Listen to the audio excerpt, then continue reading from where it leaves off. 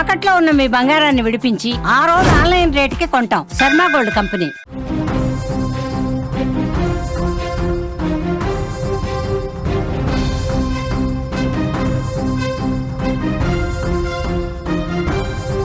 Breaking news చూస్తున్నాం. పులివెందులలో ఉద్రిక్తత కొనసాగుతోంది. 2 పోలింగ్ బూతుల్లో రీపోలింగ్లో ట్విస్ట్ నెలకొంది. రీపోలింగ్ను వైసీపీ బహిష్కరించింది. 15 పోలింగ్ బూతులలో రీపోలింగ్కి డిమాండ్ చేస్తుంది. కేంద్ర బలగాలతో రీపోలింగ్ చేయాలంటూ విజ్ఞప్తి చేస్తున్నారు. పులివెందులలో రాజకీయం రసవత్తరంగా కొనసాగుతోంది. పులివెందుల ఒంటిమిట్ట జెడ్పీటీసీ ఉప ఎన్నికల్లో హోరాహోరీగా టీడీపీ వైసీపీ తలపడ్డాయి. పలు ఉద్రిక్తతల మధ్య పోలింగ్ ముగిసింది. అయితే పులివెందులలో 2 చోట్ల రీపోలింగ్ నిర్వహించాలని రాష్ట్ర ఎన్నికల సంఘం ఆదేశించిన నేపథ్యంలో 3వ పోలింగ్ కేంద్రం అచ్చెవెలి, అలాగే 14వ పోలింగ్ కేంద్రం కొత్తపల్లిలో రీపోలింగ్కు ఏర్పాట్లు చేశారు. పోలింగ్ జరుగుతుంది. ఉదయం 7 గంటలకు ప్రారంభమైన పోలింగ్ 5 గంటల వరకు కొనసాగనుంది. అయితే రీపోలింగ్ను వైసీపీ టోటల్గా బహిష్కరించేసింది. 2 చోట్ల ఓటు వేయడానికి ఎవరూ కూడా వైసీపీ శ్రేణులు ముందుకు రాలేదు. వారి ఏజెంట్లు కూడా ఆ పోలింగ్ కేంద్రాల్లో కనిపించడం లేదు. 15 పోలింగ్ బూతుల్లో 2 కాదు 15 చోట్ల కూడా రీపోలింగ్ జరపాలి అంటూ వైసీపీ పెద్ద ఎత్తున డిమాండ్ చేస్తుంది.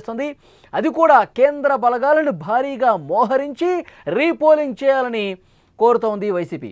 ఈ మేరకు సుప్రీంకోర్టును కూడా ఆశ్రయించింది. పులివెందుల జెడ్పీటీసీ ఎన్నికల వేళ చోటు చేసుకున్న పరిణామాలపైన మాజీ సీఎం జగన్ సీరియస్ అయ్యారు.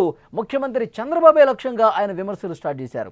2 జెడ్పీటీసీ సీట్ల కోసం దిగజారిపోయి ప్రజాస్వామ్యాన్ని అపహాసం చేశారంటూ వైసీపీ విమర్శిస్తోంది.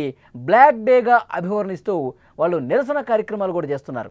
వైసీపీ రీపోలింగ్ను బహిష్కరించడానికి సంబంధించి మరింత ఇన్ఫర్మేషన్ తెలుసుకుందాం. అక్కడి నుంచి మా ప్రతినిధి సుదర్శన్ లైవ్లో అందించడానికి సిద్ధమయ్యారు. సుదర్శన్, అవినాష్ రెడ్డి కూడా మాట్లాడారు. మొత్తం బహిష్కరించేసామని చెప్తున్నారు. ప్రస్తుతం జరుగుతున్న 2 చోట్ల కూడా వైసీపీ వాళ్ళు ఎవరూ కనిపించట్లేదు. మరోవైపు సుప్రీం కూడా ఆశ్రయించిన పరిస్థితుంది. సో మరి కాసేపట్లో జగన్మోహన్ రెడ్డి నిన్నటి పరిణామాల మీద మాట్లాడబోతున్నారని చర్చ ఉంది. ఈ పరిణామాలు జరుగుతున్న నేపథ్యంలో వైసీపీ నుంచి ఇంత కౌంటర్ అటాక్ వస్తున్న నేపథ్యంలో తెలుగుదేశం పార్టీ ఏ విధంగా రియాక్ట్ అవుతుంది ఇవాళ జరుగుతున్న 2 స్థానాల పోలింగ్కి సంబంధించి? తెలుగుదేశం పార్టీ రియాక్ట్ ఏం లేదు. నిజానికి ఆ కాపీగా ఎన్నికలు జరగలేదు, అక్రమాలు జరిగాయన్న వైసీపీ ఆరోపణల నేపథ్యంలోనే రాష్ట్ర ఎన్నికల కమిషన్ సమాచారం తెప్పించుకుంది అధికారుల దగ్గర. దానికి సంబంధించి కొన్ని ఫోటో ఎవిడెన్సెస్ వాళ్ళకు వచ్చాయి. అంటే క్యూ లైన్ లో వేరే ప్రాంతానికి చెందిన వాళ్ళు ఓటు వేయడానికి వెళ్తున్నటువంటి ఫోటోగ్రాఫ్స్ కానీ వీడియోగ్రాఫ్స్ కొన్ని పరిశీలించిన తర్వాత అచ్చెవెల్లి, కొత్తపల్లిలో ఓటింగ్ మళ్ళీ నిర్వహించాలని ఎన్నికల కమిషన్ నిర్ణయించింది. అయితే ఇలాంటి అభ్యంతరాలు ఈ 2 బూతుల్లోనే కాదు, అక్కడ ఉన్నటువంటి 15 పోలింగ్ కేంద్రాల్లో కూడా అలాగే మాస్ రిగ్గింగ్ జరిగింది అక్కడ అనేది వైసీపీ ఆరోపిస్తుంది. కాబట్టి 15 పోలింగ్ కేంద్రాల్లో కూడా ఖచ్చితంగా రీపోలింగ్ పెట్టాలి, అది కూడా కేంద్ర బలగాలు. ఎందుకంటే ఇప్పుడున్నటువంటి పోలీసులు అధికార పార్టీ నాయకులకే కొమ్ముగాస్తూ వ్యవహరిస్తున్నారు, తమను అనేక విధాలుగా ఇబ్బంది పెడుతున్నారు. కాబట్టి ఈ పోలీసుల పర్యవేక్షణలో జరిగితే అది సాఫీగా జరగదు. కాబట్టి కేంద్ర బలగాల ఆధ్వర్యంలో ఆ 15 పోలింగ్ కేంద్రాల్లో కూడా రీపోలింగ్ జరపాలి అన్నది వైసీపీ వాదన. సుప్రీంకోర్టులో కూడా అదే యాంగిల్లో వాళ్ళు పిటిషన్ దాఖలు చేసే అవకాశాలు కనిపిస్తున్నాయి. దీన్ని బట్టి చూస్తే పులివెందుల జెడ్పీటీసీ స్థానానికి జరిగినటువంటి ఉప ఎన్నిక పంచాయతీ ఇప్పట్లో తెగేలాగా లేదు. ఆ కోర్టులో విచారణ జరగబోతే ఏం జరుగుతుంది అనేది కూడా. ఇక్కడ ఇంకో మన ఆసక్తికరమైన విషయం ఏంటంటే రేపు కౌంటింగ్ ఉంది. ఈ రోజు జరుగుతున్నటువంటి మళ్ళీ రీపోలింగ్ ను ఆల్రెడీ వైసీపీ బహిష్కరించింది. అయితే పోలింగ్ ప్రక్రియ అక్కడ సజావుగా సాగుతుంది. ఎవరైనా వైసీపీ వాళ్ళు కానీ ఎవరైనా వచ్చి ఓటు వేసుకోవచ్చు, ఓటు హక్కు ఉన్న వాళ్ళు. కానీ కేవలం వైసీపీ ఓటర్లు కానీ వైసీపీ ఏజెంట్లు వైసీపీ అభ్యర్థి మొత్తం అందరూ కూడా ఎవరు అటువైపున వచ్చిన దాఖలాలు లేవు. ఎవరిని కూడా వెళ్ళవద్దంటూ అవినాష్ రెడ్డి ఆదేశాలు జారీ చేశారు. వాళ్ళు కూడా వాళ్ళ పార్టీ నాయకుడి ఆదేశాల మేరకు అందరూ కూడా బహిష్కరించినటువంటి పరిస్థితి కనిపిస్తుంది. వీటికి సంబంధించి ఈ రోజు ఆ రీపోలింగ్ ముగిసిన వెంటనే రేపు కౌంటింగ్ జరగబోతుంది. కౌంటింగ్ ను కూడా వైసీపీ బహిష్కరించే అవకాశాలు కనిపిస్తున్నాయి. నాట్ ఓన్లీ పులివెందుల, ఒంటిమిట్ట కూడా. ఎందుకంటే ఒంటిమిట్టలో కూడా అనేక పోలింగ్ కేంద్రాల్లో రిగ్గింగ్ జరిగింది అన్నది వైసీపీ ఆరోపణ చేస్తూ ఉంది. కాబట్టి 2 చోట్ల 1 సైడ్ గా రిజల్ట్ టీడీపీకి వచ్చే అవకాశాలు ఉంటాయి. ఇంత బలవంతంగా రిగ్గింగ్ చేసుకొని గెలవడానికి ప్రజాస్వామ్యం కూని అయ్యే విధంగా వ్యవహరించారు. కాబట్టి ఈ ఎన్నికలనే కాదు ఈ కౌంటింగ్ ను కూడా బహిష్కరించే అవకాశాలు అయితే కనిపిస్తున్నాయి. ఆ యాంగిల్ లోనే నిర్ణయం తీసుకునే పరిస్థితులు ఉన్నట్టుగా కూడా మనకు సమాచారం ఉంటుంది. రేపు కౌంటింగ్ కూడా బహిష్కరిస్తే మాత్రం ఇంకా ఏదో తుతు మంత్రంగానే జరుగుతున్న 2 కేంద్రాల్లో పోలింగ్ కి సంబంధించి అవినాష్ రెడ్డి స్పష్టంగా చెప్పేశారు ఎవరు అటువైపు వెళ్ళొద్దు అని చెప్పి. కానీ అక్కడ వాస్తవ పరిస్థితులు ఏంటి? సరే వైసీపీ వాళ్ళు వెళ్ళట్లేదు, అక్కడ మిగతా సాధారణ ప్రజానీకం ఓటేయడానికి వస్తూ ఉన్నారా ఆ పోలింగ్ కేంద్రానికి? మిగతా టీడీపీ సానుభూతిక పరులు కావచ్చు వెళ్తూ ఉన్నారా ఓటేయడానికి లేదా? వెళ్తున్నారు. ఉదయం నుంచి కూడా కొంతమంది వృద్ధులు వచ్చారు, మహిళలు వచ్చారు, కొంతమంది పురుషులు కూడా వచ్చారు. ఓటు హక్కు వినియోగించుకుంటున్నారు. అయితే గంట వ్యవధిలో మహా అంటే ఒక 20 ఓట్లు, 30 ఓట్లు మాత్రమే నమోదవుతున్న పరిస్థితి. అచ్చెవెల్లి విషయానికి వస్తే అక్కడ 720 దాకా చిల్లర ఓట్లున్నాయి. అలాగే ఈ కొత్తపల్లికి సంబంధించి అక్కడ సుమారుగా 1200 ఓట్లున్నాయి.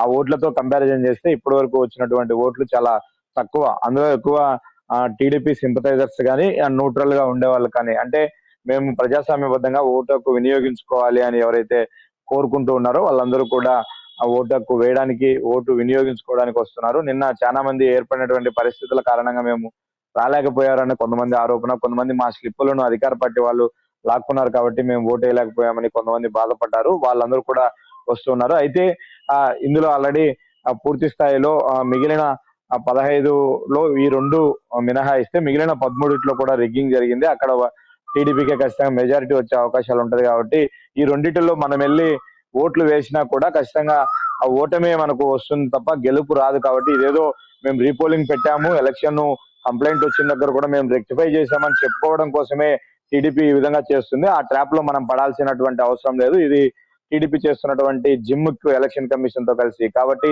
ఇందులో కూడా మనం బహిష్కరిస్తున్నాం. మీరు నిజంగానే చిత్తశుద్ధితో రీపోలింగ్ జరపాలంటే 15 పోలింగ్ కేంద్రాల్లో కూడా జరపండి అన్నది వైసీపీ చెప్తున్నటువంటి వాదన. అంటే మళ్ళీ మనం గతంలో కూడా చూసాం, స్థానిక సంస్థల్లో ఏ విధంగా జరగద్దు, అధికార పార్టీ పూర్తిగా ఇన్ఫ్లుయెన్స్ చేసే పరిస్థితి ఉంటుంది. ఇప్పుడు కూడా అదే సంస్కృతి కొనసాగుతుంది. ఇది జస్ట్ జరిగినటువంటి 2 శాంపిల్ ఎలక్షన్సే. మరో 6-7 నెలల్లో స్థానిక సంస్థల ఎలక్షన్స్ ఉన్నాయి. అంటే ZPTC, MPTC, sarpanch, municipality elections జరగబోతున్నాయి. వాటిల్లో పరిస్థితి ఏంటి? గతంలో వైసీపీ అధికారంలో ఉన్నప్పుడు టీడీపీ రాష్ట్ర వ్యాప్తంగా కూడా బహిష్కరించిన పరిస్థితి. ఎందుకంటే నామినేషన్లలో ఇబ్బంది పెట్టడము, చాలా చోట్ల పోటీ చేయకుండా చేయడము, ఈ పరిణామాలన్నింటినీ చూసిన తర్వాత ఏదో పోటీలో ఉండి ఓడిపోయినాము అనే చెడ్డ పేరు కంటే కూడా వీటికి దూరంగా ఉందామన్న ఆలోచన అప్పట్లో చేశారు. ఇప్పుడు కూడా వైసీపీ తీరు కూడా అలాగే ఉంది. ఆ విధంగానే ఇప్పుడు ఎలక్షన్స్ ను, లోకల్ బాడీ ఎలక్షన్స్ ను ఈ పార్టీ కూడా అలాగే చూస్తుంది. అయితే సుప్రీంకోర్టు దాకా వెళ్ళింది కాబట్టి మీరు అన్నట్లు ఇప్పుడు వాళ్ళు చేస్తున్నటువంటి వైసీపీ చేస్తున్నట్టు 2 ప్రధాన డిమాండ్స్ ఏంటంటే, ఒకటి వెబ్ కాస్టింగ్ పెట్టారు. 15 సమస్యాత్మక నియోజకవర్గాలని అధికారులే ప్రకటించారు. 15లో కూడా వెబ్ కాస్టింగ్ పెట్టారు. కాబట్టి అది మాకు రికార్డు ఇవ్వాలి. అక్కడ రికార్డ్ అయినటువంటి వీడియో మొత్తం కూడా మాకు కాపీ ఇవ్వాలి. దాని ద్వారా సుప్రీంకోర్టుకి వెళ్ళి ప్రూవ్ చేయాలి, వీళ్ళు పలాని ప్రాంతాన్ని, అంటే బయట ప్రాంతాల నుంచి వచ్చి ఓటు వేశారు అన్నది ఎవిడెన్సెస్ తో సహా సుప్రీంకోర్టు వేదికగానే నిరూపించాలి వాదించి. తద్వారా ఇక్కడ ఉన్నటువంటి అధికారుల తీరు కానీ, ప్రభుత్వం తీరును, రాష్ట్ర ఎన్నికల కమిషన్ తీరును కూడా ఎండగట్టాలి అన్నది జగన్మోహన్ రెడ్డి వ్యూహంగా కనిపిస్తుంది. చూడాలి అది ఎంత త్వరగా అక్కడ ఎంక్వైరీకి వస్తుంది, విచారణకు వస్తుంది. ఆ విచారణలో ఏం తేలబోతున్నది అన్నది కూడా చూడాల్సిన పరిస్థితి కోర్టుకు కనిపిస్తుంది. ఆశ్రయిస్తారు. ఇప్పుడు ఎలక్షన్ కమిషన్ నుంచి ఆధారాలు సేకరించడం కావచ్చు, అవి సుప్రీంకోర్టులో ప్రొడ్యూస్ చేయడం కావచ్చు, కొంత టైం టేకన్ ప్రాసెస్. రేపే కౌంటింగ్ కూడా జరగబోతుంది. ఇవాళ రెండిట్లో రీపోలింగ్ చేస్తా ఉన్నారు, రేపు కౌంటింగ్ కూడా పూర్తయిపోతుంది కదా. అదే కౌంటింగ్ ను కూడా బహిష్కరించాలి. ఈ ఎలక్షన్స్ మేము అసలు కన్సిడర్ చేయట్లేదు. నామినేషన్ వేసే రోజు ఉన్నంత ప్రశాంత వాతావరణము, ఫ్రీ అండ్ ఫెయిర్ గా ఎలక్షన్ జరుగుతాయని మేము ఆ రోజు భావించాము. కానీ నామినేషన్ వేసిన మరుసటి రోజు నుంచి కూడా ప్రచారంలో గాని, పోలింగ్ లో గాని, మొత్తం అన్ని చోట్ల కూడా అధికార దుర్వినియోగం జరిగింది. తమకు తీవ్ర ఆటంకాలు కలిగించారు. కాబట్టి ఫ్రీ అండ్ ఫెయిర్ గా ఎలక్షన్ జరగలేదు అన్నది సంబంధం లేదు. అసలు ఆ ఎలక్షన్ సరిగ్గా జరగట్లేదు అన్నది. కాబట్టి రేపు కౌంటింగ్ ను కూడా బహిష్కరించే అవకాశాలు కనిపిస్తున్నాయి. చూద్దాం నెక్స్ట్ పరిణామాలు ఏ విధంగా ఉంటాయన్నది. Thank you so much Sudarshan. పులివెందులలో రాజకీయం అయితే రసవత్తరంగా మారుతున్నటువంటి పరిస్థితి కనిపిస్తుంది. 2 పోలింగ్ కేంద్రాలలో ప్రస్తుతం పోలింగ్ జరుగుతుంది. పూర్తిగా వైసీపీ శ్రేణులు, ఏజెంట్లు అందరూ కూడా ఈ 2 కేంద్రాల్లో పోలింగ్ని బహిష్కరించిన పరిస్థితుంది. మొత్తం 15 చోట్ల కూడా రీపోలింగ్ చేయాలంటూ వాళ్ళు డిమాండ్ చేస్తున్నారు. సుప్రీంకోర్టును కూడా ఆశ్రయించిన పరిస్థితుంది. అయితే ఒకవైపు ఈ 2 కేంద్రాల్లో పోలింగ్ జరుగుతుంది, రేపే కౌంటింగ్ ప్రక్రియ కూడా స్టార్ట్ కాబోతుంది.